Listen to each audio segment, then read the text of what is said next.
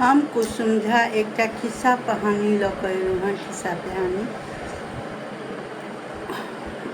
दन्तकथासभ छै जे सुनै छलहुँ पहिले। तऽ एकटा मोर रहै, एकटा कबूतर रहै, दुनूमे बड़ दोस्ती रहै।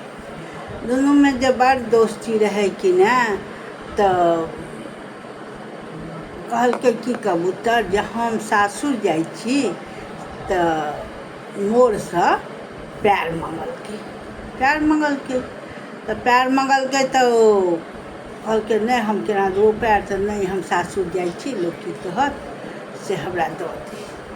तऽ ओ पैर देलकै।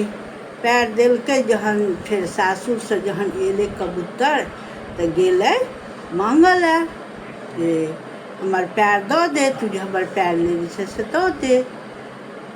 तऽ कहलकै नहि आब हम नहि देबौ, आब हमरा ई पैर नीक लगैए, एना लगैए ओना लगैए, कहके बहाना बना कऽ नहि देलकै। तऽ आबो कहाँ दुन हम तऽ नहि देखलियै, लेकिन लोकसभ कहैए जे मोर नचैत नचैत ओकरा पैरपर जहन ध्यान अबै छै तऽ ओ कानऽ लगै छै, बहुत कानऽ लगै छै।